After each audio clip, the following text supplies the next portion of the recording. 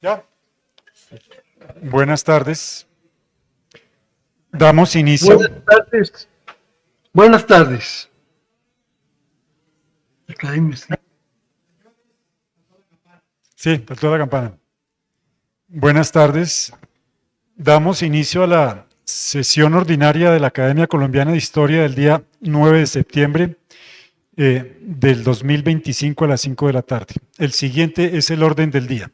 Primero, aprobación del orden del día. Segundo, verificación del quórum. Tercero, saludo del señor presidente, doctor Armando Martínez Garnica.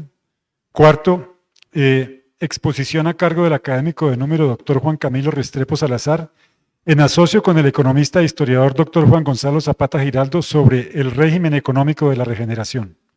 Quinto, proposición de la candidatura de la doctora Jacqueline Blanco como académica de número y proposición de la candidatura del doctor Mario Alfonso Valdés como académico correspondiente. Sexto, anuncio del libro El Colegio Republicano de Santa Librada, siglo XIX, a cargo del académico de número Roger Pita Pico. Séptimo, presentación de libros a cargo del director de la biblioteca, doctor Jorge Morales. Octavo, anuncio a los académicos sobre la fecha de la próxima sesión. Noveno, clausura a cargo del señor presidente. Muy bien. Segundo, verificación del quórum. ¿Cómo estamos? Muy bien, con base en lo cual tenemos quórum para deliberar y para decidir. Tercero, saludo del señor presidente académico de número, doctor Armando Martínez. Muy buenas tardes a todos y gracias por haber venido a esta sesión ordinaria del mes de septiembre. Hace unos meses se pronunció en esta misma sala una conferencia sobre Rafael Reyes por parte de nuestro académico, Rafael Núñez, por parte de nuestro académico tesorero, Rodrigo Llano Izaza. En esta ocasión no hubo oportunidad de formular preguntas y responderlas, especialmente porque estaban conectados con la plataforma Zoom. Pero como esta es una academia de historia, donde cultivamos la ciencia de la historia, decidimos que vale la pena organizar una nueva sesión alrededor del presidente Rafael Núñez y la regeneración. De modo que la sesión de hoy es una consecuencia de seguir debatiendo sobre ese personaje y sobre esa época histórica que, como todas las épocas históricas que hemos tenido, son controvertidas. Y esta, sobre todo, muy controvertida. Ese es el tema del día de hoy y les agradezco que hayan venido. Y espero que disfrutemos mucho y aprendamos mucho de esta sesión.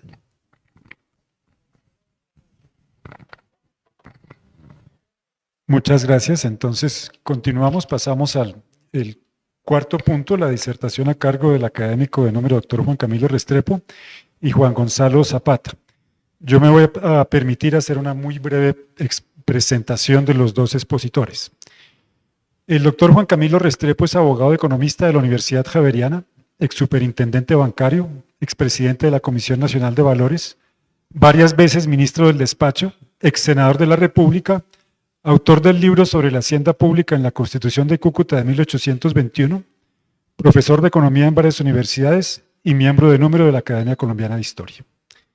El doctor Juan Gonzalo Zapata es economista de la Universidad de los Andes, máster en Administración Pública de la Universidad de Barcelona, doctor en Historia de la Universidad Torcuato Di Itela de Argentina, con una tesis de doctorado sobre reforma radical en el estado de Santander 1850-1885, publicada por la Universidad del Rosario. Actualmente es investigador de Fedesarrollo y es autor del libro Crisis económica y política de la regeneración a finales del siglo XIX, publicada en el año 2022 en la Academia Colombiana de Historia. Entonces, procedemos, doctora Armando.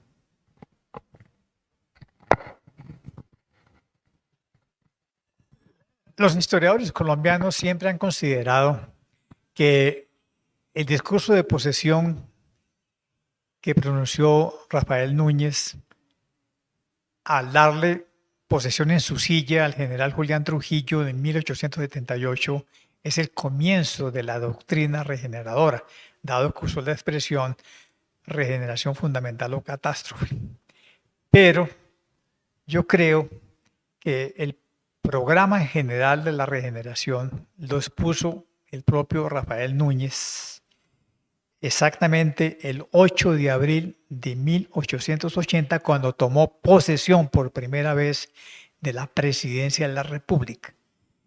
Ese discurso de posesión del 8 de abril, él debió posesionarse el 1 de abril, pero él siempre se posesionó tarde.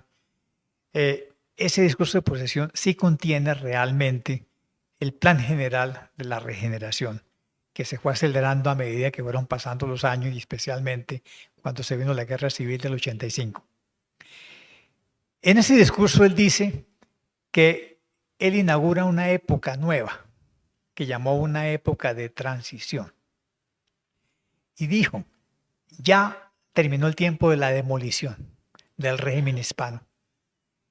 Y llegó el momento de empezar una época de auténtica construcción.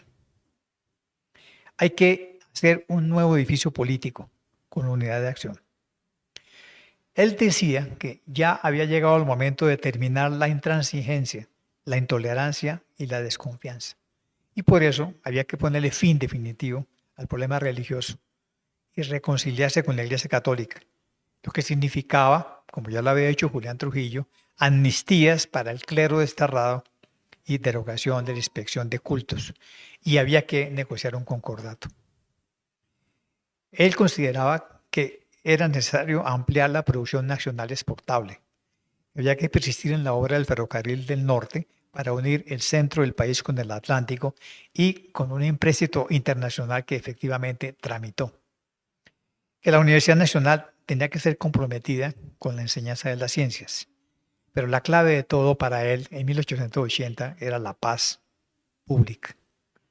No más desorden, prevenir subversiones y dedicar el ejército a esa tarea.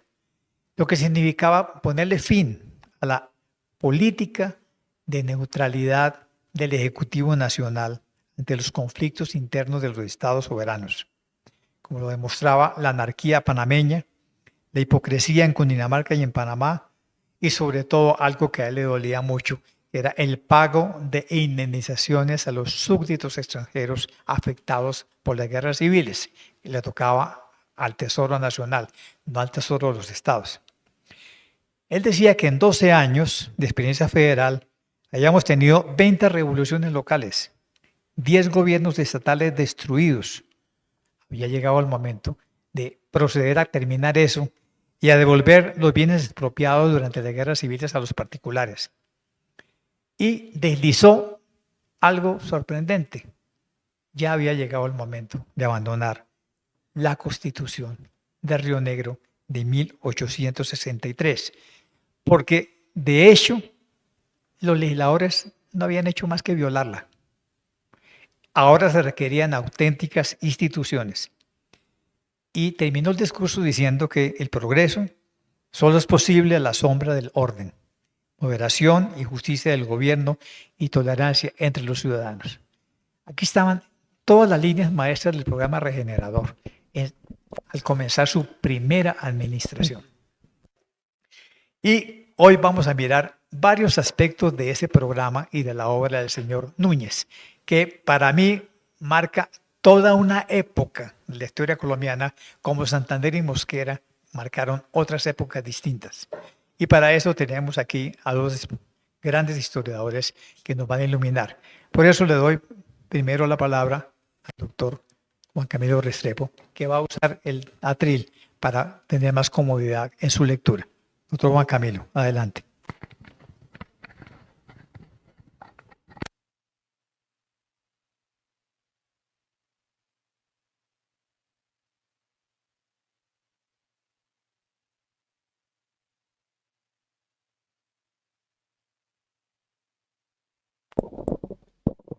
Gracias, señor presidente, señores miembros de la Junta Directiva, de la Mesa Directiva, apreciados amigas y amigos. En primer lugar, quiero agradecer a la Academia esta oportunidad para reflexionar un poco sobre el algunos aspectos económicos y monetarios de la regeneración. Y lo hago primero ayudándome en unas notas que hace algún tiempo preparé para un coloquio que tuvo lugar en la Casa del Cabrero y para presentar una visión, digamos, complementaria o alternativa a la que con muchos detalles, lujo de detalles, nos presentó el doctor Rodrigo Llano hace algunas semanas aquí en este mismo recinto sobre los aspectos económicos de la regeneración. Una de las leyendas negras sobre la regeneración que incorrectamente se ha propagado es la de su supuesta irresponsabilidad monetaria. Con ligereza se habla a veces de la regeneración como sinónimo de desgreño fiscal, de exageradas emisiones, de devaluación descontrolada, de altas tasas de interés y de ruina de la moneda. Nada más equivocado.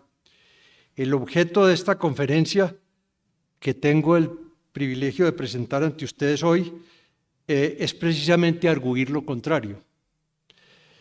Le correspondía a los gobiernos de la regeneración orientar una etapa de inmensos avances conceptuales en el proceso de modernización de nuestras instituciones monetarias.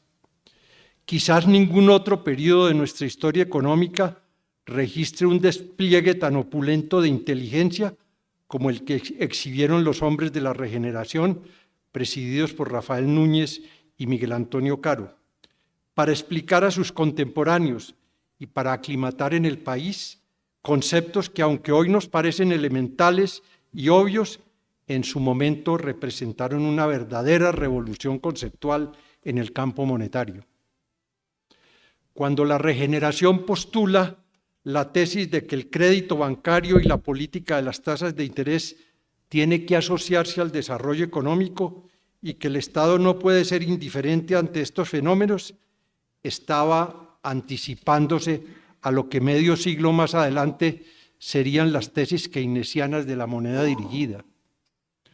Cuando el Constituyente de 1886 radica en lo que entonces fue el numeral 15 del artículo 76 de la Carta, según el cual correspondía al Congreso fijar la ley, peso, tipo y denominación de la moneda, estaba reivindicando definitivamente para el Estado la soberanía monetaria y con ella la capacidad indiscutida de éste para dirigir el crédito y la moneda en nuestro país.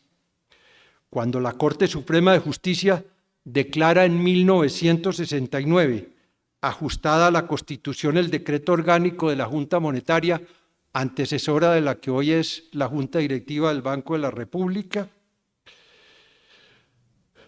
que había sido demandado por la Asociación Bancaria como excesivamente intervencionista, es con base en los principios que los constituyentes de la regeneración plasmaron en la Carta que la Corte sustenta su declaratoria de inexequibilidad.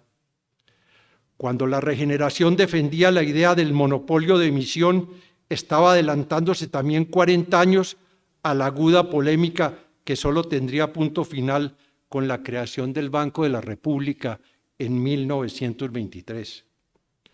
Cuando Miguel Antonio Caro, en su célebre controversia con don Miguel Samper, sostiene que, comillas, el país necesita y seguirá necesitando la moneda fiduciaria, forma moderna y fecunda del crédito, la moneda de papel como la imprenta, como el vapor, como el teléfono, forman parte de la civilización moderna, decía Caro, estaba anticipándose con clarividencia a su tiempo y a sus contemporáneos.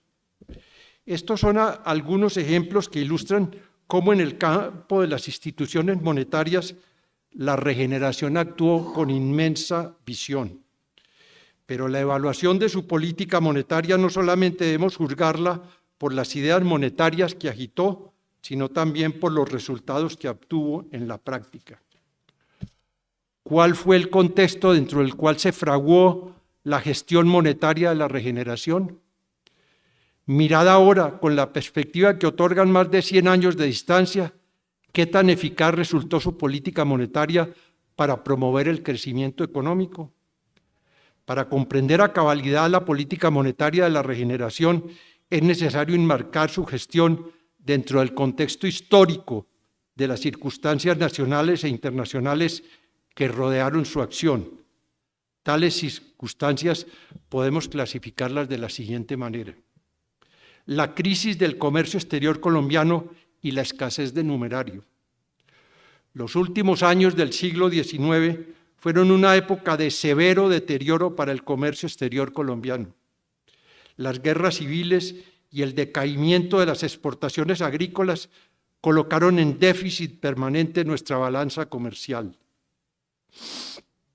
Entre 1875 y 1898 hubo solo un año en que se registró saldo positivo en la balanza comercial. Esta situación tuvo repercusiones decisivas sobre la política monetaria que fue necesario diseñar desde la regeneración. La más grave consecuencia fue la aguda escasez de medio circulante que caracterizó el periodo. La escasez de medio circulante fue compensada parcialmente en un comienzo por las emisiones de billetes convertibles que realizaron los bancos privados y posteriormente con las de papel moneda de curso forzoso. Darío Bustamante, en un cuidadoso estudio que elaboró sobre los efectos económicos del papel moneda durante la regeneración, ha señalado cómo los ajustes automáticos, que en teoría se suponía que operaban dentro del esquema del patrón oro, ante un déficit de la cuenta corriente, no tuvieron aplicación en Colombia al finalizar el siglo XIX.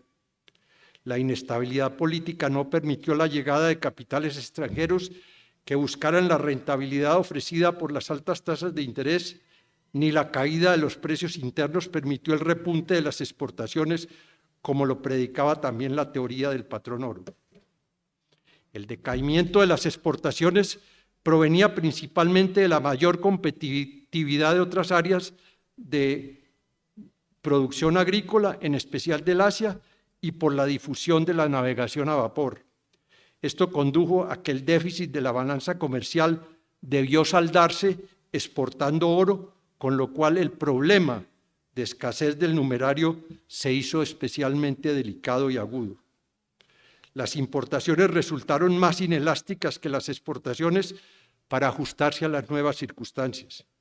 Mientras que las segundas descendían, las primeras no lo hacían al mismo ritmo, lo que agravaba aún más el problema externo.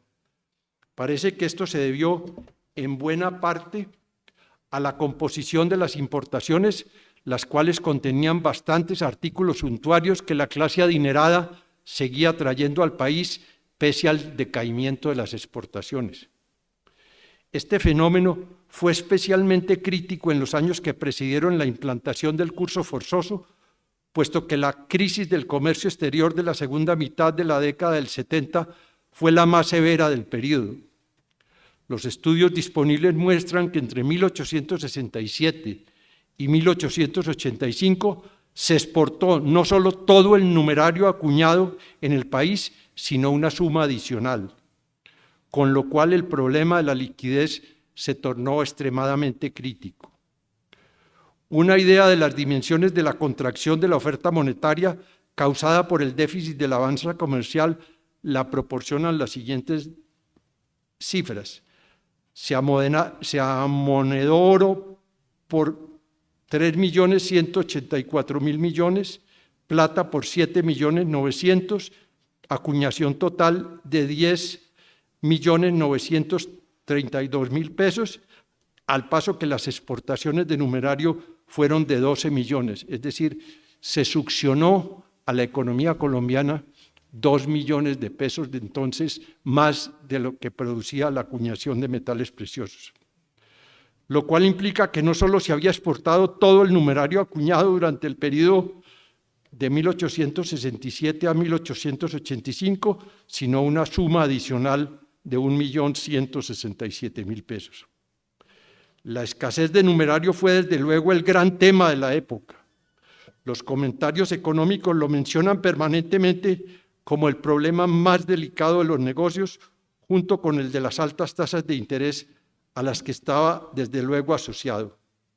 Por eso hubo conciencia que debía buscarse una solución pronta. Inicialmente la solución, aunque parcial, vino a través de las emisiones de billetes convertibles que realizaban los bancos privados, cuya creación tomó precisamente en esa época un auge relativamente importante. La salida de oro y las consecuencias de escasez de numerario no solo se explican entonces por el déficit crónico de la balanza comercial del país, sino también por la desmonetización de la plata en el mercado internacional y el mantenimiento de una tasa de conversión fija de oro a la plata en el Código Fiscal de 1878.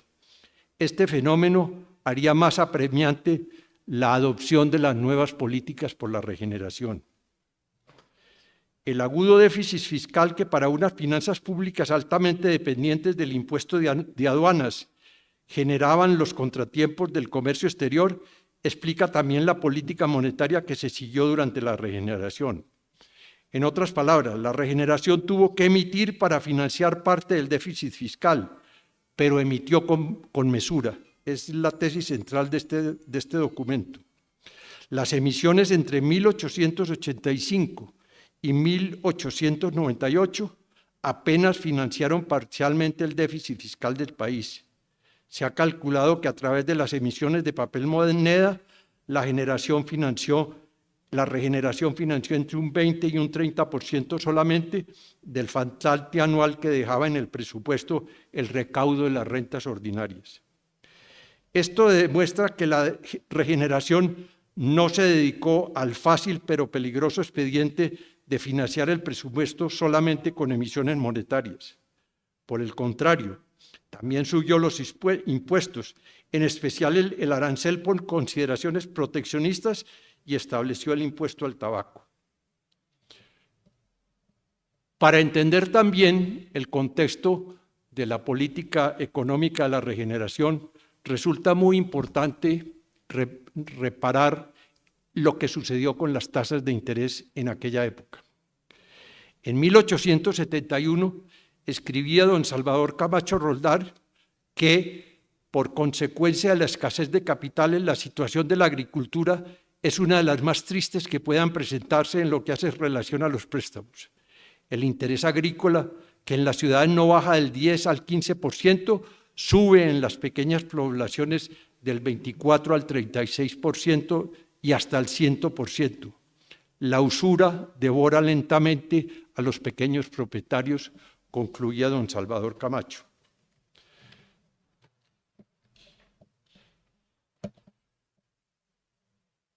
La regeneración fue relativamente exitosa al quebrarle el espinazo a las tasas de interés.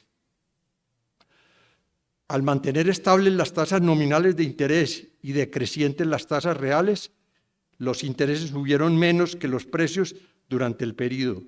En esto desempeñó un papel clave la liquidez adicional que el nuevo sistema monetario logró inyectarle a la economía. Igualmente a este factor explica el que se hubiera cambiado la rentabilidad de las actividades económicas. Durante el periodo radical, previo a la regeneración, dadas las altas tasas de interés, el negocio más rentable que había en Colombia fue el financiero. Esto explica la proliferación de bancos privados y la canalización de excedentes de la actividad comercial y minera hacia los negocios especulativos. En cambio, durante la regeneración, y tal como lo ha documentado ampliamente Darío Bustamante, la rentabilidad de la intermediación financiera decrece porque cae el interés real y en cambio aumenta la rentabilidad de actividades nuevas y productivas como la siembra del café y la ampliación de la ganadería. Por cierto, todos los análisis de historia económica coinciden en que el gran auge de la caficultura colombiana en la cordillera central y en la cordillera oriental nacen de esta mayor rentabilidad que le otorgó a la industria del café las políticas económicas y monetarias de la regeneración. también esa suerte sufrió o tuvo las actividades ganaderas. Por esa razón puede afirmarse que nuestra industria cafetera y las grandes empresas ganaderas del país encuentran su punto de arranque en el cambio de las rentabilidades empresariales relativas que hizo posible la política de tasas de interés seguida durante la regeneración. La política monetaria de la regeneración y el conflicto de clases. Indalecio Liévano, en su clásico libro sobre la vida de don Rafael Núñez, resumió bien el conflicto de clases que planteó el establecimiento del papel moneda de curso forzoso en Colombia. Comillas, cada uno de estos dos tipos de moneda, decía Liévano Aguirre, numerario metálico y papel moneda, tenían una especial significación en estos críticos momentos que vivía el país. El oro, acaparado totalmente por la pequeña oligarquía de banqueros y comerciantes, significaba el predominio de esta oligarquía y de sus intereses económicos sobre la nación colombiana. Y en cambio, el billete del Banco Nacional, emitido por una entidad oficial y con un criterio de crédito como función social, permitió la preeminencia del interés de la comunidad sobre los usureros y negociantes particulares. Hasta ahí Liévano. Por eso no resulta sorprendente constatar cómo se polarizó la opinión pública en favor o en contra del programa monetario de la regeneración. Los accionistas de los bancos particulares, normalmente conectados con el sector comercial, detentaban el poder económico más importante de la sociedad colombiana de fines del siglo XIX, el oro. Además, la posibilidad de emitir billetes en sus bancos privados les aseguraba la capacidad de financiar con agilidad las operaciones de especulación más rentables. Los excedentes generados por las actividades comerciales o mineras se canalizaron con entusiasmo hacia la intermediación financiera. Esto lo muestra, por ejemplo, la proliferación de bancos que se dio con anterioridad a la regeneración. El Banco de Bogotá repartió unas utilidades apenas comparables con las de otros bancos como el Banco de Colombia. En cambio, el sector agrícola, el ganadero, los incipientes empresarios industriales y comerciales y artesanales apoyaron con entusiasmo el diseño monetario de la regeneración. La eliminación del privilegio de manejar los fondos gubernamentales y el de la emisión de billetes, así como la orientación del crédito y la tasa de interés con propósitos de fomento, fueron determinaciones que obviamente afectaron la rentabilidad de la banca privada y del comercio exterior, principal receptor del crédito de entonces. Cuando se crea el Banco Nacional, en 1880, se invitó a los particulares a suscribir parte del capital. Es decir, la idea original del señor Núñez no fue crear un banco exclusivamente oficial. En su mente estaba más bien crear un banco de economía mixta, pero los intereses comerciales y el recelo y la desconfianza que existía entre estos grupos llevaron a que el sector privado no suscribiera la parte de capital que se ofreció. Por esta época también surge un célebre debate, uno de los más brillantes e importantes en la historia económica del país, que fue el que sostuvieron don Miguel Samper contra el señor Miguel Antonio Caro. Samper, representante de los intereses privados y comerciales, enemigos del Banco Nacional y de la interferencia del Estado, sostenía que esos billetes que estaba emitiendo el Banco Nacional eran crédito público y que tendría que reembolsarlo en algún momento a sus tenedores. En cambio, el señor Caro, que fue el paladín de las nuevas visiones monetarias, sostuvo con brillo de argumentos que esos billetes no eran títulos de deuda, porque eran moneda fiduciaria, porque eran el ejercicio del poder monetario del Estado que se plasmó en la Constitución del 86.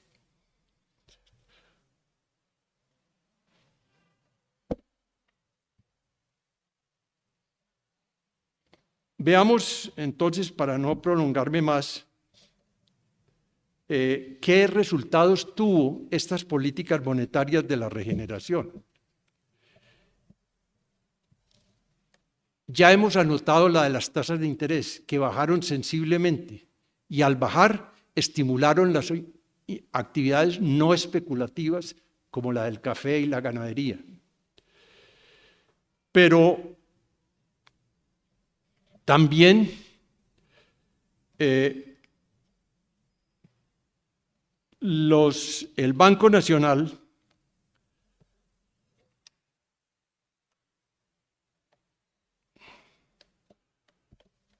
sobre todo a partir de la guerra de 1885, todas las guerras civiles siempre las ha ganado en Colombia y en el exterior quien tiene la imprenta, quien tiene la maquinita.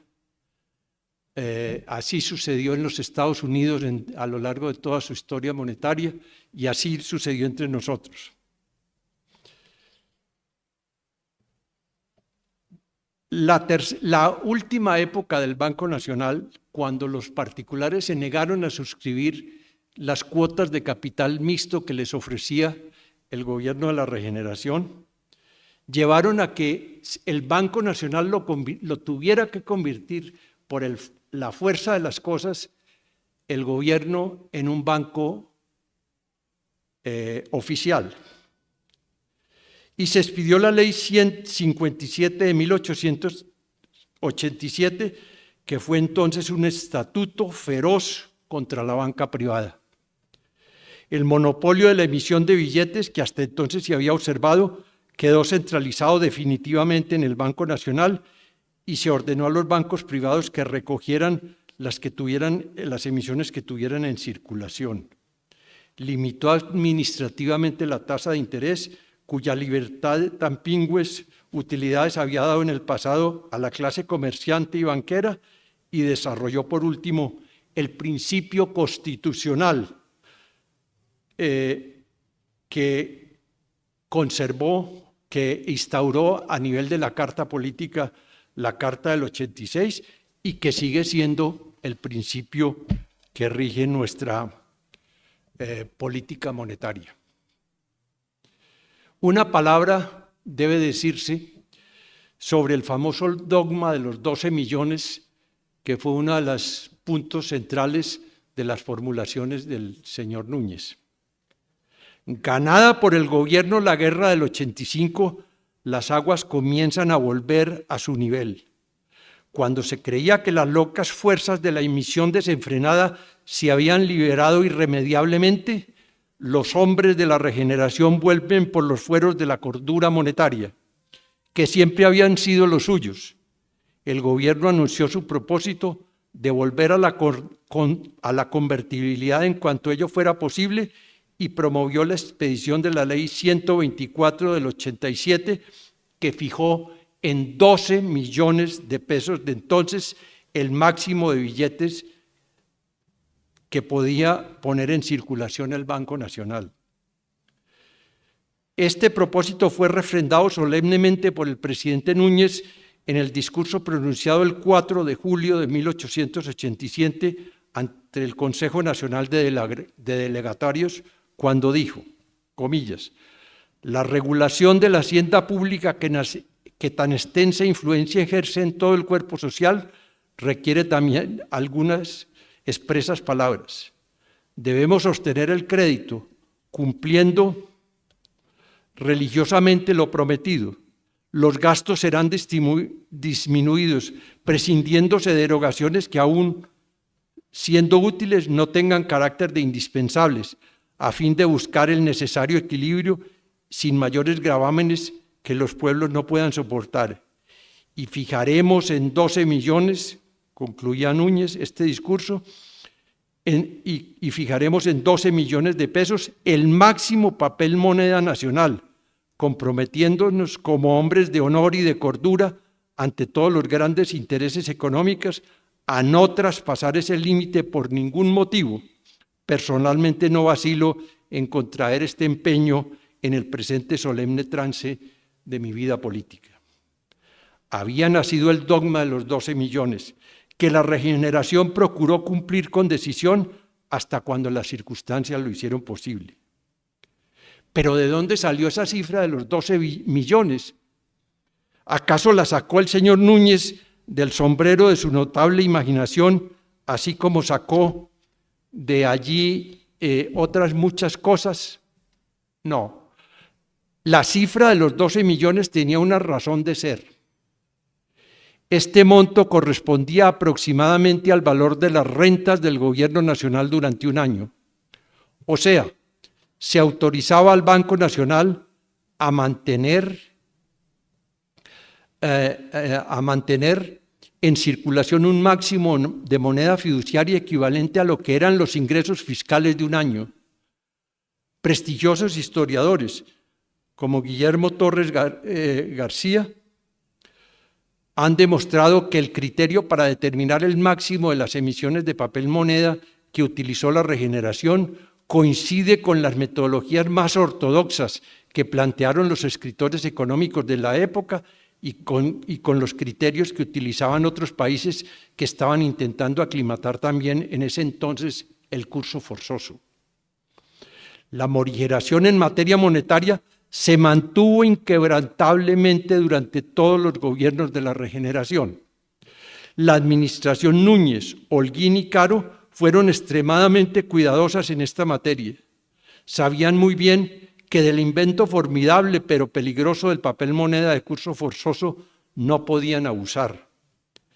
Aún el episodio de las emisiones clandestinas, a las que me refiero a continuación, durante la administración de Holguín, fue más censurable por la forma como aquellas emisiones se hicieron sin que el Congreso las autorizara que por la cantidad misma de dinero que pusieron a circular. Las emisiones clandestinas. La principal de las llamadas emisiones clandestinas consistió en esencia en un sistema que ideó el doctor Carlos Martínez Silva, ministro del Tesoro de don Carlos Holguín, para adquirir con descuento una parte considerable de la deuda pública que gravitaba sobre el Estado, utilizando para ello emisiones de billetes del Banco Nacional que no habían sido autorizadas por el Congreso. Para ese efecto, el Banco Nacional le dio en prenda al Banco de Bogotá, cuyo gerente era el señor Antonio Malo Oleri, la suma de 2.115.269 pesos para adquirir con un descuento del 70% una porción considerable de los títulos de deuda pública que estaban circulando. El esquema se diseñó dentro de la siguiente mecánica. La Junta de Emisión del Banco Nacional dio autorizaciones para que el banco emitiera los billetes necesarios para la compra de la deuda, que el banco, una vez dueño de los papeles, se presentaría con ellos a los remates mensuales, destinando integralmente las sumas que recibiera a la amortización o retiro de los billetes emitidos hasta su extinción completa. Esta operación, que la historia recuerda como el episodio de las emisiones clandestinas, levantó una gran polvareda política. El señor Caro, siendo ya presidente y molesto con las críticas que le formulara Martínez Silva en su administración, resolvió en 1894 contraatacar por la interpuesta persona de su secretario privado, don José Vicente Concha, al antiguo secretario del Tesoro de don Carlos Holguín. Este escándalo político, que conmovió a la opinión pública de la época, cobró una víctima, el Banco Nacional. Como reacción contra las emisiones clandestinas, la Ley 70 de 1894 ordenó su liquidación y el retorno a la convertibilidad del peso. Podemos decir que con este episodio se cierra el periplo monetario de la regeneración. La investigación que ordenó la Cámara de Representantes con motivo del escándalo de las emisiones clandestinas pudo constatar que durante los gobiernos de la regeneración, y este es un dato pues muy importante, esa comisión investigadora que se creó por la Cámara a raíz de las emisiones clandestinas, concluyó que durante todo el periodo de la regeneración incluyendo los 12 millones del dogma, más el monto de las emisiones clandestinas, en un todo y por todo, la Regeneración emitió 31.400.000 pesos, que si se comparan con los 947.219.000 a que ascenderían los billetes en circulación en 1905, cuando termina la Guerra de los 1000 días, se comprende muy bien la prudencia con la que la Regeneración manejó siempre el asunto monetario. Es decir, repito,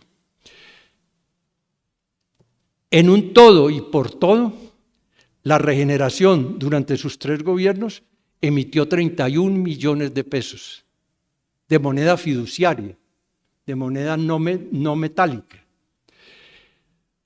Mientras que, como consecuencia de la financiación de la Guerra de los 1000 días, se emitieron 947 millones de entonces. Compárese 31 con 947, no es difícil concluir cómo la desmesura y la locura monetaria nos llegó con la financiación de la Guerra de los 1000 días, hasta que, pasada esta, en el gobierno del general Reyes, pues hicimos la reconversión monetaria, y fue esa emisión desmesurada y alocada con la que el gobierno ganó la Guerra de los 1000 días, el gobierno de entonces, que causó la que pudiéramos llamar la única hiperinflación que ha tenido Colombia en su historia.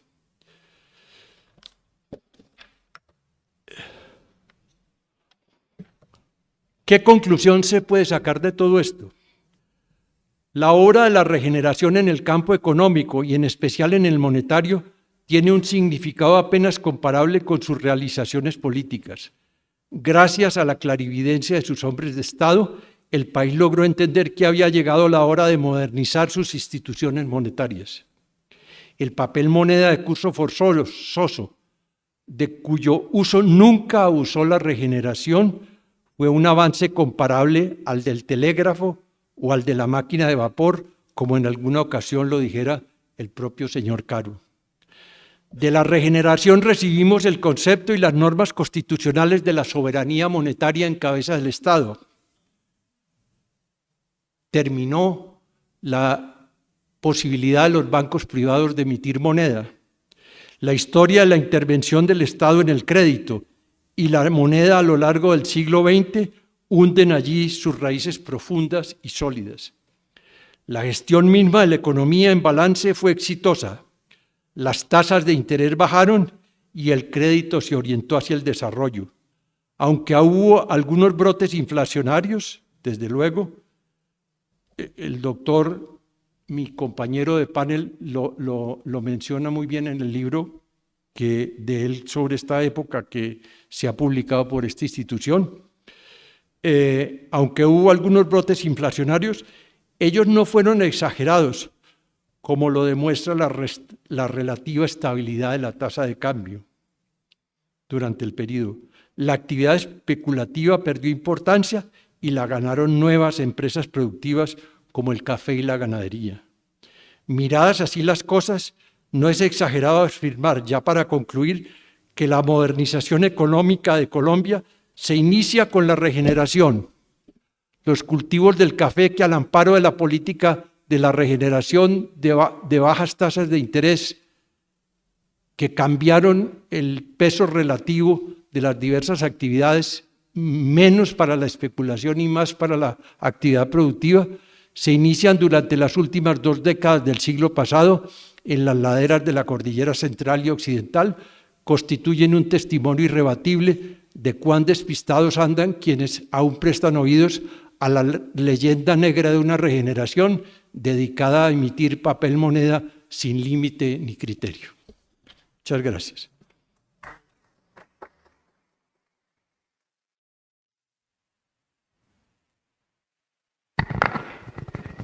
Pieza clave de la regeneración fue el Banco Nacional. El Banco Nacional comenzó a funcionar el primer día de enero de 1881. cuando fue registrado ante el notario primero de Bogotá y se registraron sus estatutos, con un capital de 1.000.000 de pesos, representados en 10.000 acciones de 100 pesos. La primera junta directiva fue integrada por Alejandro Arango, José Vicente Uribe, José C. Borda, Francisco García Rico y Jorge Holguín. El primer gerente fue Felipe F. Paul. Casi enseguida se estableció una sucursal de este banco en Barranquilla, con un capital de 100.000 pesos, abierta el 6 de marzo de 1881, bajo la gerencia de Carlos Jiménez. El doctor Juan Gonzalo Zapata Giraldo ha publicado en esta casa editorial de la Academia un libro, Crisis económica y política, la regeneración a finales del siglo XIX, y uno de sus títulos justamente se llama El Banco Nacional, Caja Menor del Gobierno Nacional. Así que le damos la palabra a Juan Gonzalo Zapata para que nos muestre su ponencia el día de hoy. Juan Gonzalo, lo oímos.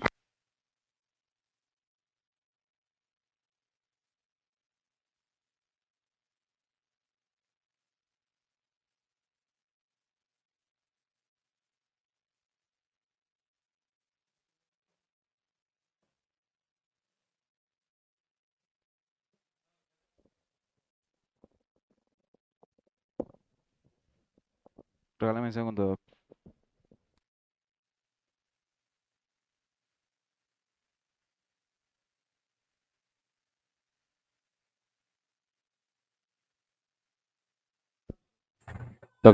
Doctor Juan, no lo escuchamos. Tiene el micrófono silenciado. Buenas, buenas. ¿Ahora sí me escuchan? Sí, señor, sí, señor. Discúlpeme, entonces vuelvo a saludar otra vez y agradezco la invitación que me hicieron a este panel tan distinguido. Agradezco las palabras y la preparación de la ponencia del doctor Restrepo. Voy a presentar unas ideas alternativas, coincidimos en algunas, pero claramente discrepo de varias cosas que él mencionó en ese momento. Hay que tener un poco como el contexto en el que se hizo este trabajo, el trabajo de este pequeño libro. Entonces voy a contar un poquitico de eso y luego contar cuál era el contexto de qué era lo que estaba pasando en la política y en la economía de finales del siglo XIX. Yo participé en un libro que se llama Las cuentas del federalismo colombiano, un libro que publicó Kalmanovich y Edwin López hace un par de años. Yo hice el capítulo de Santander. Y ahí, hablando con los compañeros del libro, pues lo que encontrábamos era que no había un conocimiento muy bueno de qué había pasado con la economía en la época de la regeneración y qué había pasado con las finanzas públicas. Entre otras cosas porque los trabajos que se habían hecho anteriormente eran o muy monetarios y no se metían en el tema de finanzas como el de Guillermo Torres, o eran trabajos que tenían una muy baja calidad de información. Las estadísticas no eran confiables porque tampoco se llevaba como un registro muy bueno de lo que estaba pasando. Entonces, digamos, lo que publicó el doctor Roberto Jonguito tiene como ese pequeño vacío en un libro tan importante que él trata de abarcar como las finanzas de Colombia durante toda la República. Entonces, a mí me entró como la curiosidad de decir, hola, ¿qué pasó en esa época? ¿Qué era lo que estaba pasando? Entonces empecé a leer primero por la política. Empecé a leer un poquitico sobre Caro, un poquitico sobre Núñez, y luego para poder entender qué era lo que había pasado con la economía en ese momento. Hay ahí un antecedente muy importante, y es que antes de que Núñez fuera presidente y antes de que Caro pensara siquiera participar en el gobierno, por ser una persona que estaba en otra cosa, era un publicista, era un periodista, era un filólogo, era un humanista, pero como que no estaba muy metido en los temas de política, en los temas de gobierno, sí estaba metido en los temas de política. Él participaba mucho en lo que hacía el Partido Conservador en el país. Ahí lo muestro claramente en el libro. Tienen una coincidencia, y la coincidencia es que ambos creen en la bondad de la emisión monetaria que la haga un gobierno. Inclusive el doctor Caro dice ahí que eso es un bien gratuito, y que al ser un bien gratuito, el gobierno debe apostar por eso, porque las otras posibilidades son o los empréstitos o la generación de impuestos, y que esos tienen, digamos, unas consecuencias muy distintas. Entonces, ese antecedente es muy importante porque Núñez también había publicado un escrito defendiendo esas ideas. Hay un pensador inglés de apellido Coase, que defendía esas ideas en esa época y fueron utilizadas en varios países. En Francia hay un caso muy especial de eso, en el cual un ministro empezó a emitir como loco y obviamente llevó la economía al despiporre en pocos años y le tocó salir escondido de noche en París porque literalmente lo iban a linchar. Entonces, ¿qué era lo que buscaba en particular, Caro y Núñez, ya no en el tema económico, sino en el tema político? Y sobre todo Caro era una persona muy militante de sus ideas, muy de apoyo a la idea de que España tenía que estar por delante porque era nuestra tradición, que tenía que estar la iglesia haciendo parte del gobierno, tenía que intervenir en los temas educativos, inclusive en la universidad que ya estaba en funcionamiento. Hay unos decretos que se habla sobre el tema, y básicamente, y él lo dijo desde mucho antes, desde la década de los años 70, la constitución del 63 es una mala constitución, es una constitución que no nos sirve, es una constitución, utilizaba una palabra muy rara, irreligiosa, para tratar de decir que era una constitución atea. Entonces él estaba en contra no solamente del federalismo, que no era su problema, sino estaba en contra de las ideas liberales y que esas no podían dominar los gobiernos del país. Y esa fue su tarea permanente durante la década de los 70, en sus periódicos que publicaba muchos, en el Catolicismo, en el Católico. Él publicó en muchos periódicos en muchas partes del país. Hay un auge, digamos, de periodismo y de publicidad en esa época en el país. Los publicistas escribían permanentemente y eran unas tribunas que eran muy respetadas y muy consultadas, digamos, por la gente que sabía leer y escribir en esa época. Y cuando llega Núñez, él pierde la elección con Aquileo Parra. En ese momento, pues obviamente hay guerra civil, llega Julián Trujillo y obviamente era el candidato obligado. Núñez quería ser presidente ya, pero entonces obviamente él le entrega eso y aparece la famosa palabra de regeneración o catástrofe. Pero él llega a ser presidente en 1880 y ahí empieza el primer gran problema entre el gobierno de Núñez, el primer gobierno de Núñez, y los liberales. Y en particular en economía con el Banco de Bogotá. El Banco de Bogotá fue el primer banco que se fundó en Colombia privado, pero en la década de los 70 se fundaron cerca de 25 o 30 bancos. Tienen que ustedes que tener en cuenta esto. En Colombia la economía era muy regional. Desplazarse de Bucaramanga a Bogotá, así como el doctor Armando seguramente lo hizo, ir un vuelo de 1 hora. En esa época se demoraba usted 15 días llegando a caballo y era muy cansado y muy complicado ir. Ya no ir a la costa, sin imaginar usted que eran 2 o 3 semanas. Entonces, las economías regionales tuvieron fortaleza en la época federal y eso fue lo que hizo y permitió que se crearan muchísimos bancos. En el 71 se crearon en Antioquia, en la costa, en Santander, en el Cauca, en todas partes hubo bancos. ¿Y qué hacían esos bancos? Pues como no había un banco nacional, entonces aceitaban la economía. Y esos señores lo que hacían era que respaldaban sus monedas con oro. Un porcentaje de lo que ellos emitían estaba en oro y nunca hubo problema de que un banco de esos se quebrara, o por lo menos no había información al respecto sobre eso. Yo he leído ya como 6 o 7 artículos sobre el tema. Entonces, digamos que hubo una banca privada muy fuerte que no solamente estaba en Bogotá, sino que estaba en todas las regiones del país donde la economía se había dinamizado y había crecido. En Santander, claramente, el banco que se crea allá alimenta el comercio fuertísimo que se daba contra Venezuela y alimenta las exportaciones que se estaban dando en esa época de los productos importantes que se estaban produciendo allá, como la quina, el añil, el café que ya había empezado a exportarse, el tabaco, etc. Era tanta la prosperidad que había en las regiones en esa época en la economía, que muchos de esos gobiernos intentaron construir trenes, que era, digamos, como el gran reto de la época. Ahí hay unos escritos de Santander donde le cuentan a uno que llegó el tren, que llegó el inglés que manejaba el tren, que el tren alcanzó a pasear de un lado para el otro, que eran 20 o 30 kilómetros. La misma historia que pasó en Cundinamarca, que pasó en Antioquia. en Antioquia, qué pasó en Cauca, qué pasó en la costa, etc.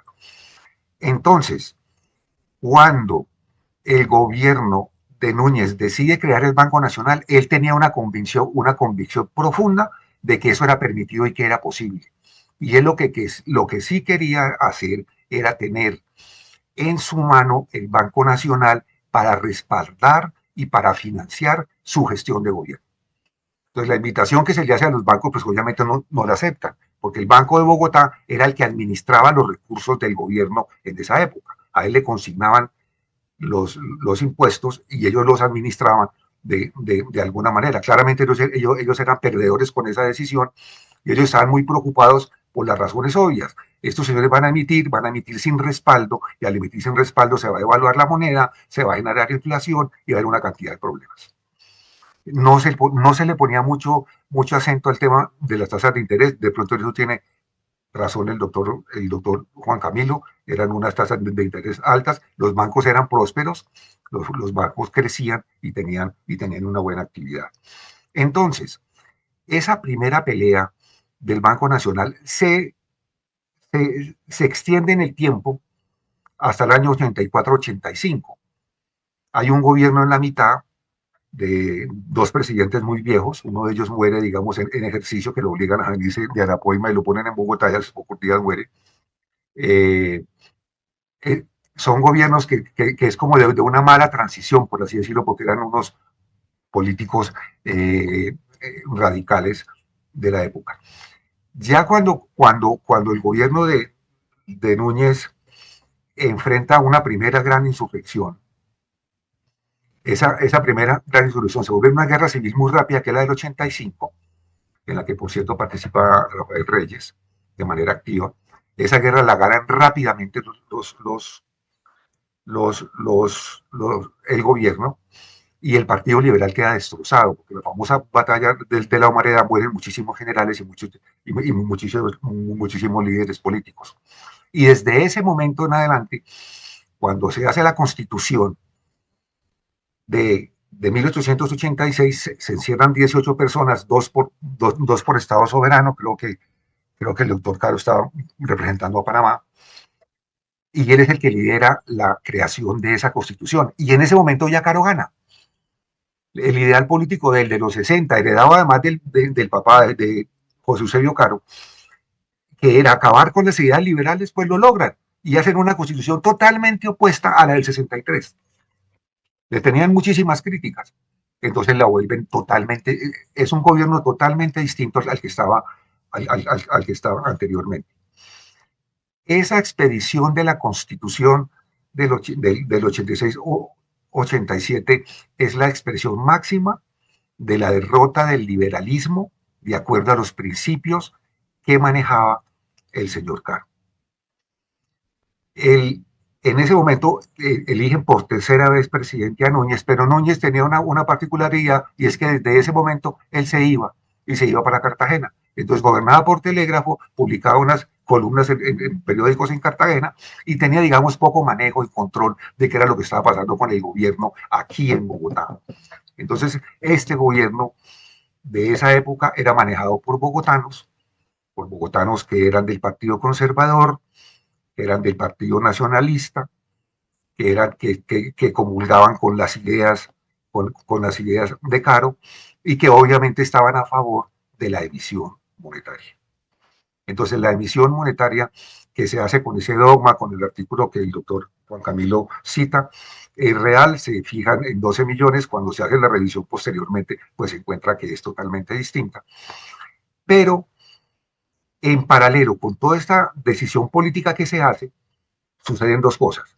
Primero, se acaban los departamentos y el gobierno asume todas las funciones y asume, por supuesto, todos los impuestos de los departamentos anteriormente. El impuesto directo, el impuesto de licores, etcétera. Entonces, el gobierno empieza a manejar unos impuestos que no había manejado anteriormente, porque no tenía experiencia en eso.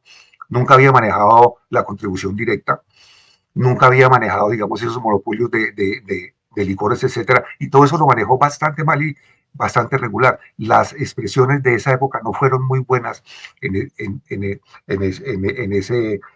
en ese balance que se hace de las actividades del gobierno. Esto generó un dominio político por parte del gobierno de turno frente a los liberales. Pues la respuesta es que no, porque en paralelo existieron muchísimas revueltas y muchísima oposición a las ideas que estaban expresando y a la política que estaba expresando en materia económica el gobierno. Entonces, hay libros que cuentan claramente cómo la gente se introdujo, cómo habían revueltas en Bogotá y en otras ciudades, y cómo en el año 1893 sucede eso. El señor Sowell cuenta eso, hay un libro que es bastante interesante sobre el tema, y esto lleva otra vez a una nueva guerra civil en 1895. Esa guerra civil es corta, en ella participan varios, inclusive militares de Venezuela. Tampoco fue una guerra larga. Muchos de los miembros del Partido Liberal Tradicional, Partido Radical, estaban en contra de eso. Aquileo Parra decía, no más guerra, que quedémonos quietos, ellos nos van a ganar, tienen más poder y más fuerza, entre otras cosas porque la Constitución creó un ejército muchísimo más grande y que era muy costoso de mantener. Entonces, lo que yo entiendo que pasó es que después de 1885 se crea la Constitución del 86 y los gobiernos que hacen Holguín y que después hace Caro son gobiernos de muy mala calidad en la ejecución. Son gobiernos irresponsables que emiten mucho, gastan mucho, tienen unos presupuestos inflados que no corresponden con la realidad. La gente se burlaba de los presupuestos, sobre todo en el segundo gobierno de Holguín. Entonces hay unos temas ahí que eran muy importantes de mirar. Entonces, ¿qué encontré? Yo encontré otra bibliografía, una bibliografía que era de políticos. Entonces, obviamente Carlos Martínez Silva, que era un conservador, que había trabajado en el primer gobierno, efectivamente, de ellos, se vuelve totalmente en contra de las ideas de Caro y de lo que estaba haciendo el Partido Nacionalista en el gobierno. Y hay dos documentos muy famosos en los cuales lo firman. Una lista larga de conservadores en la que dicen, señores, están acabando con el país, están acabando con la instrucción pública, no están haciendo mayores inversiones en transporte, hay inflación, los alimentos están muy costosos, la gente está brava. Hay un texto muy importante que se llama Motivos de Disidencia, que lo firman 21 personas. En ese Motivos de Disidencia lo firman 21 conservadores. Por cierto, eran muy valientes, porque en esa época empezaron a echar del país, a expulsar, a extraditar del país una cantidad de políticos que estaban en contra de lo que decía el gobierno. La famosa ley K, que todo el mundo conoce, el artículo K de la Constitución, que permitía el cierre de periódicos, que permitía multarlos, que permitía meterlos en la cárcel, suspender por un tiempo la publicación de los mismos, etcétera. Se utilizó muchísimo y muchísima gente tuvo que sufrir por eso y muchísima gente le tocó salir del país y nunca más volver. Entre ellos es César Ponto, por ejemplo, que acabó en Guatemala y allá murió, el señor Nicolás Esguerra, que acaba en Venezuela también, y allá también muere, Santiago Pérez, que le toca ir, vuelve y lo vuelven a echar y se va para Francia y allá se queda. Entonces, mucha de la cultura política y de los políticos liberales de la época fueron expulsados del país. Entonces, claramente se fue quedando sin oposición fuerte el gobierno. Entonces, lo único que encontraban los liberales para esto era buscar una revuelta grande, y la intentaron hacer, pero fracasaron en 1895, en 1893 la hicieron, luego en el 98 intenta, y ahí finalmente ya se crea el gran problema de la guerra de los 1000 días, que es la guerra más grande que ha habido en el país. Un señor que fue secretario de Hacienda del Cauca y que fue también presidente del Cauca se llama Modesto Garcés, es un señor que nació en Buga. El señor participó mucho en los gobiernos, entonces tiene una gran experiencia en eso. Él hizo un trabajo que se llama Las Finanzas Regenerativas y analiza el Banco Nacional desde 1880-81 hasta 1892, 2 años antes de que se creara el Banco Nacional. Y lo que le cuenta a uno con todo el detalle es la manera como irresponsablemente empiezan a emitir moneda de mala calidad, moneda de níquel, moneda con menos porcentaje de oro, con menos porcentaje de níquel, etcétera, etcétera, y hace una lista detalladísima de eso. Por ejemplo, una figura que inicialmente utilizaban ellos era que vamos a hacer una libranza, que era como un crédito.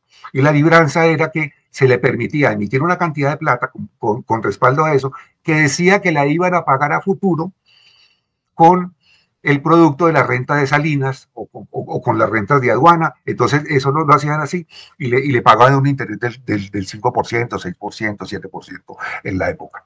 Esos papeles que se emitían, esas libranzas que se hacían, que respaldaban esas emisiones, eso fue al comienzo, ya después al final la emisión fue descarada. Nunca se pagaron, nunca se pagaron. Entonces obviamente hubo un desorden financiero muy fuerte. Los bancos obviamente entran en crisis, los bancos privados entran en crisis, y de los 42 bancos que alcanzamos a tener, inclusive algunos se fundaron en la transición, solamente quedaban 3 al final del siglo. Entonces el país no tenía circulante en las regiones, porque ya los bancos privados no estaban allá, y tampoco había como la actividad, entonces la actividad económica cae. Entonces, ahí estamos y paremos en 1892. ¿Qué intentaron hacer? Crearon el impuesto a los fósforos, crearon el impuesto a las exportaciones de café, lo cual era un contrasentido, finalmente lo quitaron, pero también lo cobraron una cantidad de tiempo.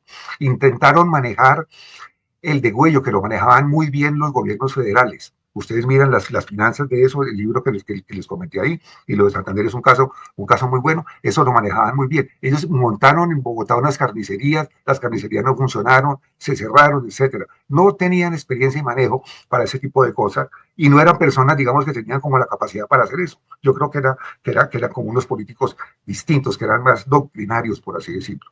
Entonces, fueron malos gobernantes. Ahí cito varios documentos de los embajadores que estaban aquí o de los delegados comerciales de Inglaterra y de Estados Unidos, en que dicen que la economía era un desastre, que había inflación, que estaba muy cara la comida para la gente y que la gente estaba muy brava. Eso se cita repetidamente. ¿Qué pasa después del cierre del banco en el 94? Que el gobierno sigue exactamente con la misma idea, pero ya sin banco. Entonces lo que hacen es que hacen unos presupuestos gigantes, que se parece un poco a lo que están haciendo, digamos, ahora el gobierno de Petro, que no tienen el respaldo en todos los ingresos. Entonces, aprobaban una cantidad de gastos que después el señor que manejaba la Secretaría del Tesoro, y acuérdense que en esa época había Ministerio de Hacienda y Ministerio del Tesoro, y el señor del Tesoro decidía qué pagaba y qué no pagaba. Y las quejas eran reiteradas. El ejército era muy costoso, entonces había insurrección en Cúcuta porque no le habían pagado varios meses de sueldo sin que llegara el dinero. Entonces había una cantidad de problemas en el manejo cotidiano de las cosas. Acabaron con la educación. La educación privada había crecido muchísimo en el país durante la época de la regeneración, en paralelo con la educación pública. El caso de Santander es emblemático y el de Antioquia también. En el Cauca también sucedió eso. Y lo que pasa es que muchos colegios privados también cerraron porque había una crisis y no habían alumnos para ellos. Entonces, a final del siglo, tampoco teníamos educación, o teníamos una educación de muy mala calidad. Y se cita repetidamente que tenemos una cantidad de colegios que no tienen profesores y que no tienen alumnos, y que los establecimientos estaban muy mal. Entonces, sí hubo un despiporre muy grande en el segundo gobierno de Caro, donde hubo la guerra civil del 95, que eso acaba en el 98. Ya después, cuando entra la guerra civil, pues obviamente ya la emisión es descarada, y ya por ahí hay chismes que dicen que se acabó el papel y que les tocó coger por allá unos envoltorios de un chocolate que se producía en Bogotá y que la gente alcanzaba a leer detrás del billete el papel ese que habían utilizado para eso. Y sí, efectivamente en esa época se emitieron cientos de millones de pesos, lo cual llevó el país, digamos, al acabose total, por así decirlo, en términos económicos y en términos políticos. Tocó refundar Colombia, digamos, con el principio del siglo. Y los invito también a leer las cosas de Martínez Silva en el repertorio colombiano, porque él, al estar dentro del gobierno, cuando sale, es una voz autorizada que además conocía y entendía mucho de esos temas. Y esas publicaciones del repertorio colombiano le repiten permanentemente al gobierno: usted está haciendo las cosas mal, esto funciona mal, está acabando con la economía, está acabando con esto, está acabando con lo uno, está acabando con lo otro, etcétera. Entonces yo creo que eso es muy importante, y yo creo que sí tenemos que tener una visión crítica de lo que hicieron los señores de la regeneración, que fueron los grandes vencedores porque acabaron con el Partido Liberal o lo llevaron a su mínima expresión durante muchos años, pero que fueron unos gobernantes que no cumplieron con el gran reto que se les había entregado en esa época. ¿Qué tanta culpa tuvo Núñez? Núñez, en un momento, un político quiso cambiar las cosas que él estaba haciendo y le tocó devolverse rápidamente de Cartagena para Bogotá. Era un señor caucano, no me acuerdo del nombre, de pronto Armando se acuerda. El señor lo sacan del gobierno también y se vuelve y nunca más participa en la política, y ahí deja más amarrado el gobierno todavía, y ahí empieza a trabajar con Holguín, que es el reemplazo del señor anterior. Entonces queda un gobierno de bogotanos. Pero yo creo que él entregó o delegó totalmente el manejo de la economía, de las finanzas y de la política monetaria a los señores que estaban en Bogotá, que lo hicieron repetidamente mal. Un ejemplo, y ahí termino. Se permitía que un ministro con 2 debates pudiera incluir gastos adicionales en el presupuesto nacional. Entonces los ministros, y a cada rato alzaban la mano, eran pocos ministros, eran 4, 5, 6 nomás. Entonces alzaban la mano, incluían nuevos gastos, pero gastos que no tenían ningún respaldo en ingresos. Entonces, al no tener respaldo en ingresos, pues ¿qué era lo que pasaba? Pues emitía más. Entonces, el dogma de los 12, luego se dijo que eran 31, hay gente que habla de 40, hay gente que dice que es imposible hacer esa suma, pero sí lo que hay pruebas es que fue una cosa que fue muy desordenada, muy de la mano del gobierno, muy inconsulta, y en medio de una pugnacidad política muy fuerte, porque eso era cerrando periódicos, echando personas, metiendo personas a la cárcel, etcétera, etcétera. Entonces yo dejo ahí como para matizar un poco las ideas del doctor Juan Camilo. Me disculpo porque yo no preparé ningún texto, pues está el libro ahí, los invito a que lo miren, y estoy abierto pues a responder preguntas o a controvertir lo que sea necesario. Armando, muchas gracias por la invitación.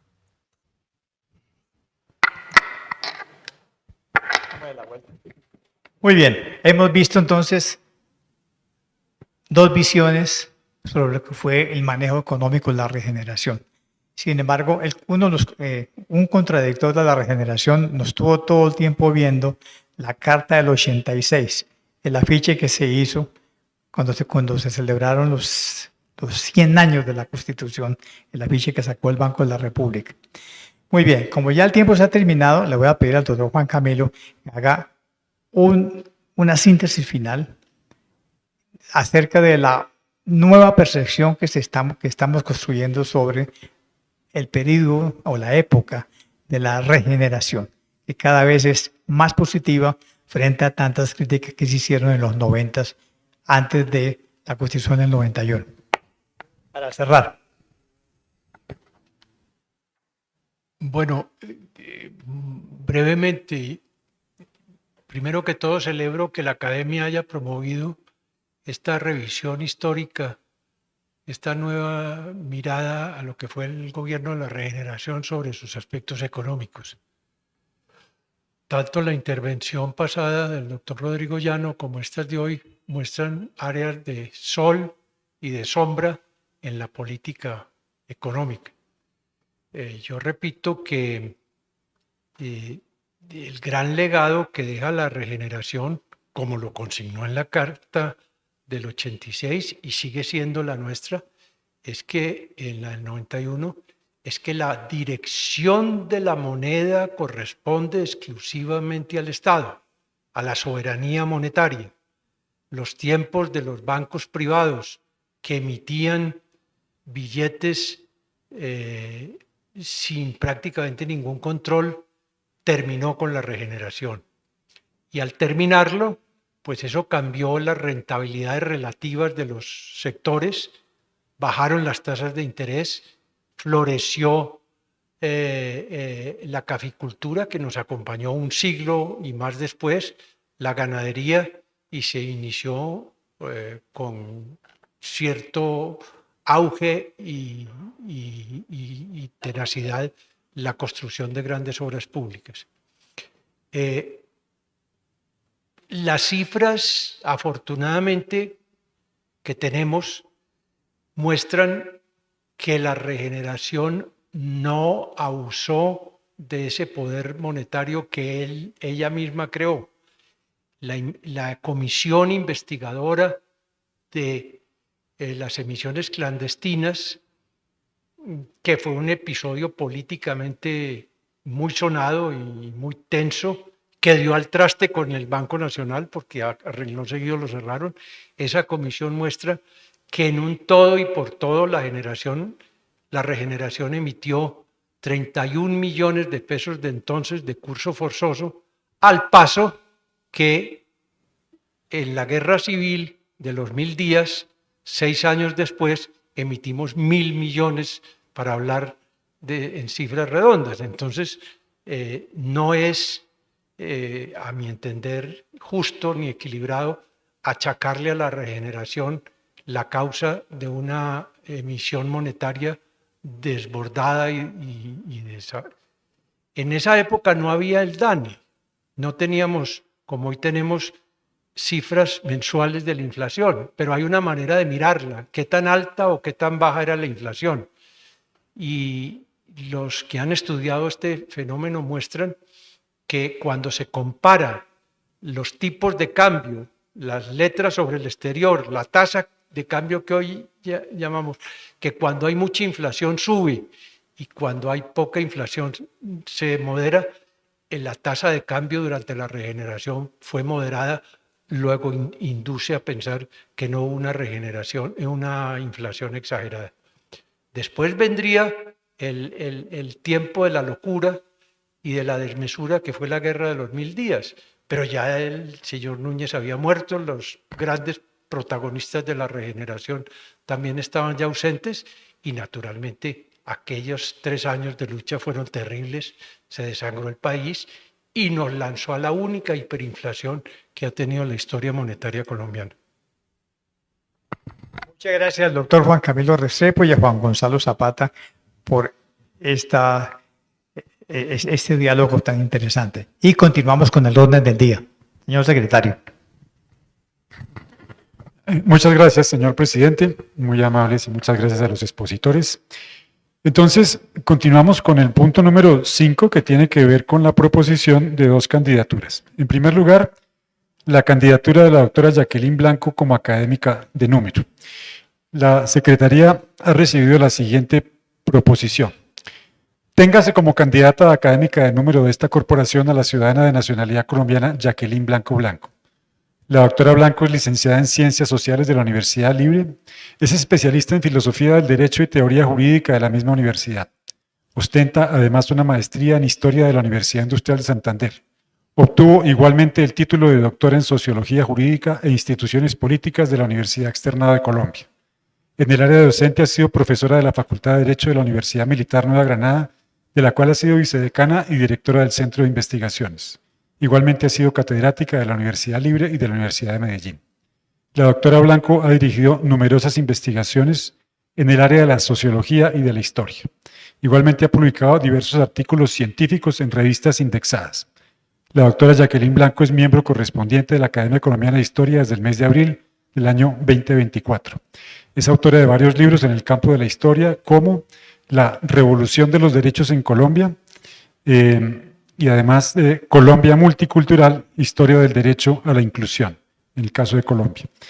Igualmente ha publicado capítulos en diversos libros en el campo de la historia y es miembro correspondiente pertenece además al Instituto Colombiano de Historia del Derecho, así como el Instituto Universitario de Investigaciones en Estudios Latinoamericanos de la Universidad de Alcalá.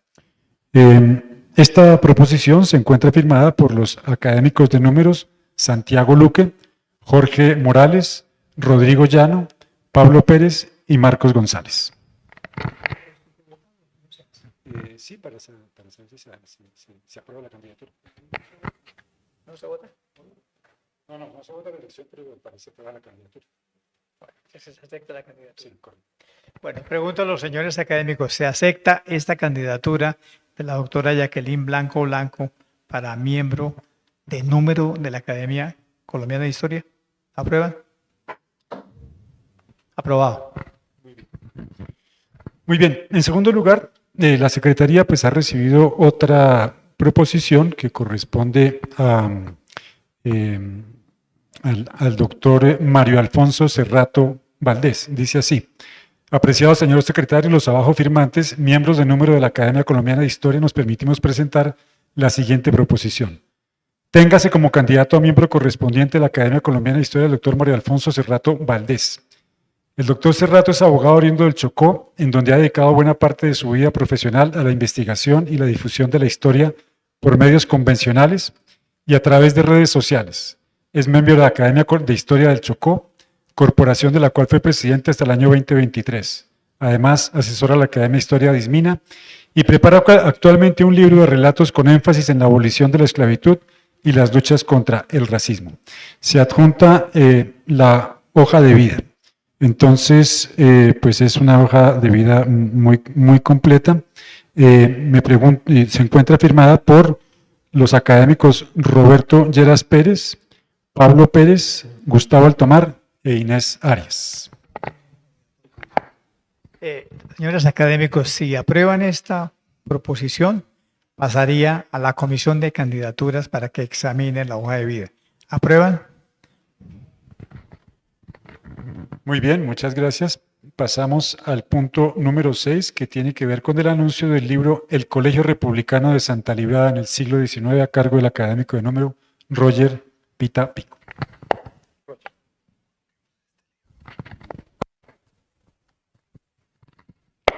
Muy buenas tardes. Tengo el gusto de presentar esta obra, Cali, Educación, Guerra y Política, siglo XIX, el Colegio Republicano de Santa Librada, en la historia del académico Ramón Ignacio Ateartúa, quien es miembro de la Academia de Historia del Valle. Este libro fue presentado el pasado 29 de agosto, del cual tuve la oportunidad de hacer el prólogo, y quisiera pues hacerles algunos comentarios sobre la importancia de esta obra. Aquí, en estos dos tomos, se hace un recorrido por la historia de este colegio. Pues ustedes sabrán que si hay un logro que haya tenido ese temprano gobierno republicano, pues fue la educación, bajo el liderazgo de Francisco de Paula Santander, pero también con el acompañamiento de José Manuel Restrepo. De manera que este colegio, al igual que otros santanderinos, marcaron sin lugar a duda un punto de inflexión en el desarrollo de la educación en Colombia en esos primeros años de vida republicana. El libro nos muestra la gestión de 33 rectores de esta institución y lo que podemos ver, por ejemplo, es la fuerte influencia de la Iglesia, incluso en esos primeros años, y pese quizás a la intención del general Santander, una influencia de la Iglesia que va a ser motivo de convulsión política y de debate en los años posteriores del siglo XIX. Pero quizás la faceta más importante de esto es la politización de la educación. Prácticamente hay una puerta giratoria entre el colegio, entre las instituciones, las directivas del colegio y los gobiernos locales y los gobiernos departamentales, de manera de que lo que se puede observar en estos años es que prácticamente el colegio fue cooptado por los dos partidos, por el Partido Liberal y por el Partido Conservador. La otra faceta es la militarización. Por cuenta de las guerras civiles, pues el colegio fue ocupado prácticamente durante todas las guerras civiles, la del 76, la del 85, la del 95 y desde luego la guerra de los 1000 días. Incluso su escenario, su espacio fue objeto de algunos combates en la guerra de 1876 y muchos de sus estudiantes y de sus empleados fueron reclutados para las guerras civiles. La dimensión económica también es muy importante en la medida en que nos muestra ese carácter de prestamista que tuvo el colegio, de manera que fue muy importante como dinamizador de la economía local y de la economía regional, un papel que se va un poco desdibujando con el paso de los años, con un manejo no muy claro sobre las cuentas y sobre los acreedores, pero de todas maneras una visión inédita de este colegio es que sirvió como prestamita para muchos de los procesos de desarrollo de la ciudad de Cali. Y desde luego la vida académica, el apoyo a una escuela de primeras letras, el apoyo a una escuela de niñas, el apoyo a la escuela normal de varones, su relación con la Universidad del Cauca. De manera que esta es una obra muy importante, es un prisma a través del cual podemos ver la convulsión del siglo XIX con todos sus matices, esa relación entre educación, entre la guerra y desde luego con un alto nivel de politización. Y por último, rescatar el papel que ha cumplido Ramón Ignacio Ateortúa con esta obra, porque no solo se ha dedicado a reconstruir la historia del colegio, sino que ha hecho gestiones importantes ante la Universidad del Valle, ante la Secretaría de Historia de Cali, con el fin de reconstruir y de mejorar el archivo institucional del colegio, que sin lugar a dudas es no solo una memoria del colegio, sino una memoria de ese proceso de reconstrucción del Estado-Nación en Colombia. Muchas gracias.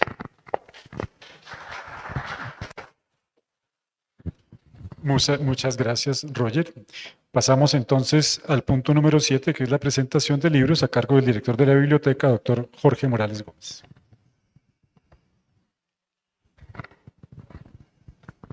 Bueno, por actividades de convenio de canje con la Universidad de los Andes, nos han llegado 29 libros. No voy a leer 29, sino solamente 10 títulos por ahora. De Claudia Steiner, Imaginación y Poder, el encuentro del interior con la costa en Urabá, del 2019. De Francisco de Vitoria, Reflexión sobre el homicidio y comentario de la cuestión 64 sobre el homicidio, edición de Felipe Cárdenas, del 2010. De Sergio Mejía y Adriana Díaz, compiladores, Historias de Escritos, Colombia 1858-1994, del 2009.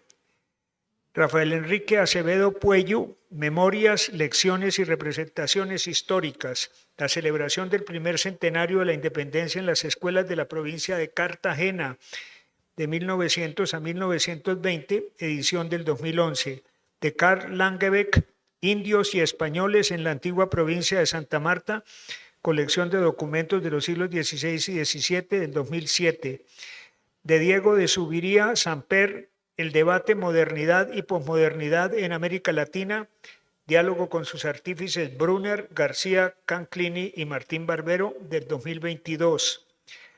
De Muriel Lorán y otros, El antagonista, una historia de contrabando y color, es una novela gráfica del 2013.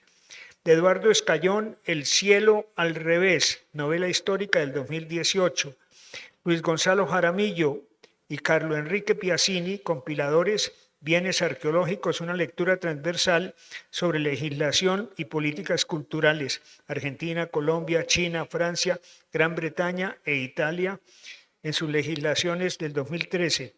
Finalmente, de Rafael Enrique Acevedo Puello, Las letras de la provincia en la República, Educación, Escuelas y Libros de la Patria en las provincias de la costa atlántica, de 1821 a 1886, publicado en el 2017. Finalmente, y muy a propósito de la sesión de hoy, adquirimos un libro que se puede considerar raro, que es de Carlos Lozano y Lozano y Fernando de la Vega, ¿Quién fue Núñez? Cartagena 1939, dedicado a Daniel Holguín Arboleda. Esta semana, coincidencialmente y providencialmente, lo encontré en una librería de viejo. Bueno, esas son las obras recién llegadas. Gracias. Muy amable, Jorge, muchas gracias. Entonces, simplemente me queda por anunciar que a los señores académicos que la próxima sesión de carácter extraordinario que tendrá lugar el día martes 23 de septiembre a las 5 de la tarde, en la cual tomará posesión como académico de número el doctor Alonso Valencia Llano. Entonces, clausura a cambio del señor presidente. Siempre se ha dicho que la historia es una representación que se construye con las mejores fuentes disponibles. Y hoy hemos visto una muestra de eso. La historia de la regeneración, la historia de esa época, es la historia siempre a debate, porque depende de las fuentes usadas y de las interpretaciones para fabricar representaciones que han sido cambiantes en el tiempo. Afortunadamente, desde hace más de 122 años, la Academia Colombiana de Historia es el escenario para esos debates, para esa revisión de representaciones históricas. Yo personalmente aprendí mucho esta noche. Muchas gracias a nuestro académico Juan Camilo Restrepo y a Juan Gonzalo Zapata por habernos ofrecido esta contraposición de representaciones sobre una de las épocas más importantes de nuestra historia. Y a todos ustedes y a los que nos siguieron por Zoom, muchas gracias por habernos acompañado en esta sesión que cerramos inmediatamente. Buenas noches.